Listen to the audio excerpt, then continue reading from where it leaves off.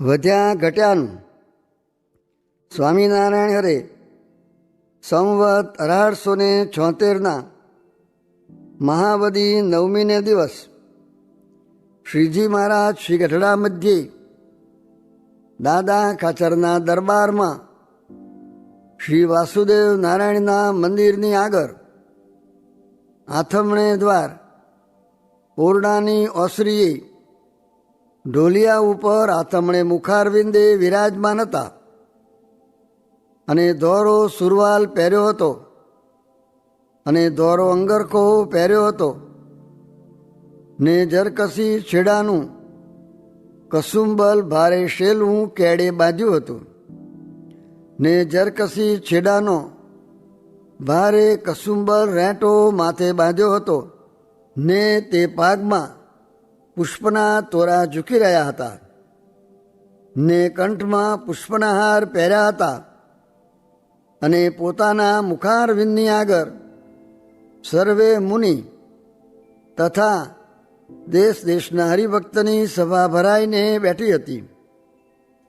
પછી શ્રીજી મહારાજ બોલ્યા છે, કોઈ પ્રશ્ન પૂછો. ત્યારે મુક્તાનંદ સ્વામીએ પૂછ્યું છે, કોઈક તો સત્સંગમાં રહીને દિવસ દિવસ પ્રત્યે વૃદ્ધિને પામતો જાય છે અને કોઈક તો સત્સંગમાં રહીને દિવસ દિવસ પ્રત્યે ઘટતો જાય છે, તેનું શું કારણ છે? પછી શ્રીજી મહારાજ બોલ્યા છે, મોટા જે સાધુ તેનો જે અવગુણ લે છે તે ઘટતો જાય છે અને તે સાધુનો જે ગુણ લે છે તેનું અંગ વૃદ્ધિ પામતું જાય છે ને તેને ભગવાનને વિશે ભક્તિ પણ વૃદ્ધિ પામે છે.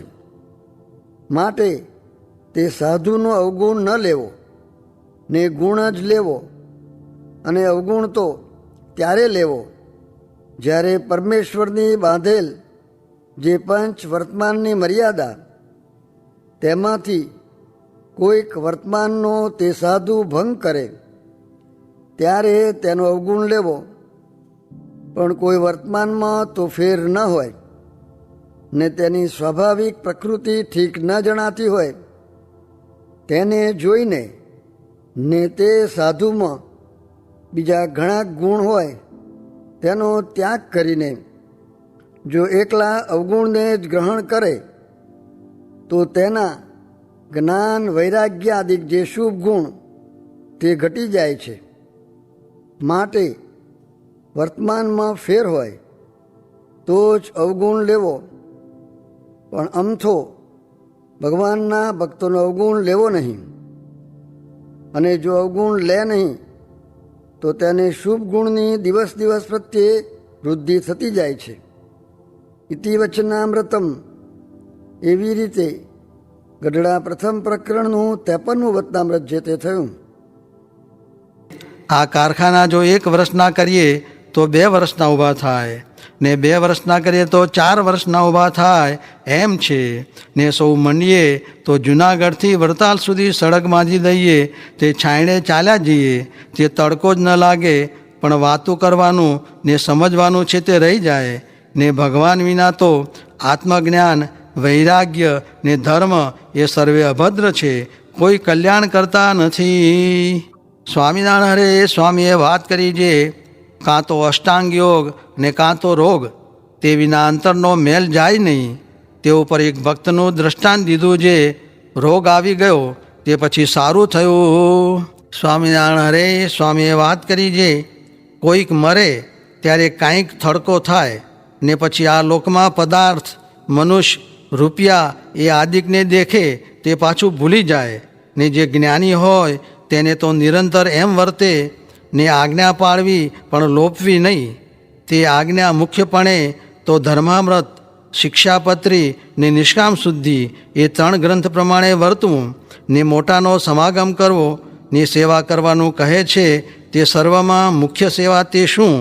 જે મોટા એકાંતિકની અનુવૃત્તિ મન કર્મ વચને રાખવી એવી બીજી કોઈ સેવા નથી. સ્વામિનારાયણ હરે સ્વામીએ વાત કરી છે, બીજાને તો કામ પીડતો નથી ને મને એકલાને પીડે છે, અને બીજાને વિશે તો એકે દોષ નથી, મારે વિશે જ છે એમ ન સમજે, ને બીજાના જોવા માંડે તો પણ ભૂંડું થાય.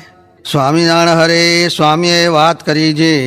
હરિશંકરભાઈએ પૂછ્યું છે, લોકમાં તો આપણને એમ કહે છે જે એ તો નિંદા બહુ કરે છે ને જૂઠું બોલે છે, માટે અકલ્યાણ થશે, તેનું કેમ સમજવું? ત્યારે સ્વામીએ કહ્યું છે, જૂઠું બોલે તો સામું કલ્યાણ થાય છે, ને એ તો ભગવાનની જુક્તિ છે. તે ઉપર વાત કરી છે. રામાનંદ સ્વામીએ સંન્યાસીને પૂછ્યું છે, વેદ કેટલા? ત્યારે સંન્યાસી કહે 4. પછી રામાનંદ સ્વામી કહે, બ્રહ્મજ્ઞને 5મો વેદ ગયો છે તે હું છું. એમ સાચી વાત કરી. તેથી સંન્યાસી જાતા રહ્યા, અને મહારાજે જુક્તિ કરી તો બધી પૃથ્વીમાં સત્સંગ થયો. ને રામાનંદ સ્વામી ગયા પછી વ્યાપકાનંદ સ્વામી વગેરેને જુક્તિથી પોતાનું સ્વરૂપ ઓળખાવી સત્સંગમાં રાખ્યા. સ્વામિનારાયણ હરે સ્વામીએ વાત કરી છે, ભગવાનની સ્મૃતિ રાખવી એ સર્વથી અધિક છે, ને ભગવાન તો આપણા જીવમાં બેઠા જ છે. તે દેહ મૂકવા સમયે દેખાય છે, ને સ્મૃતિ રહે તે તો સર્વ સાધનના અંતને પામ્યા. તે ઉપર ભરતજીની વાત કરી. સ્વામિનારાયણ હરે સ્વામીએ વાત કરી છે, સ્વામીને ભોગવવાના જે પદાર્થ તે સેવક ન ભોગવે. તે જ્યારે રામચંદ્રજી ધરતીએ સૂતા ત્યારે ભરતજી એક હાથ ધરતીને ખોદીને સૂવે. સ્વામિનારાયણ હરે સ્વામીએ વાત કરી છે, ઓહો, એક સમર્થ થકા ઝરણા કરવી એ બહુ મોટી વાત છે. કેમ જે કાંઈ ન હોય ને તેને કહે તો ઠીક, પણ સર્વે વાત હોય ને કહેશે જે તમને કાંઈ આવડતું નથી, એ તો ભગવાન ને એના સાધુથી જ ઝરણા થાય, પણ બીજાથી ન થાય. માટે આપણને કાંઈ નથી આવડતું એમ કહે તો પણ શું, ને સર્વ વાત તમમાં જ છે એમ કહે તો પણ શું. આમ કહે જાતું નહીં રહે, ને આમ કહે આવી નહીં જાય. મરને થોડું કરવું પણ હુંહાટો ન કરવો, અને જાજુ કરે તો મહિનો ધારણા પારણા કરે. પછી જ્યારે જ્ઞાન વાણું ખાવા માંડે ત્યારે 3 ટાણા ખાય. એ વાતમાં માલ નહીં. 12 માસ એમને એમ જમવું, નીકર 1 કોળિયો ઓછું જમવું, તે સત્વગુણી તપ છે. ને 1 મહિનો ઓલું કરે, તેમાં પારણાને દી ધરાઈ રહ્યા. પછી 8 કોળિયા વધુ ભરવા, એ તમોગુણી તપ છે. માટે અતિ સર્વત્ર વર્જયેત.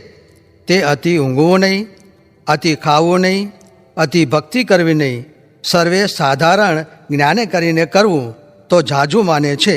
3 જણ જળમાં બેસી રહેતા, તે લોહી નીકળતું, તેને પણ મહારાજ કહેતા જે ઘોડો બેસવા મળે તે સારું કાઢો છો. એમ મહારાજ વઢતા, માટે હુંહાટો મહારાજને નથી ગમતો એમ કહ્યું.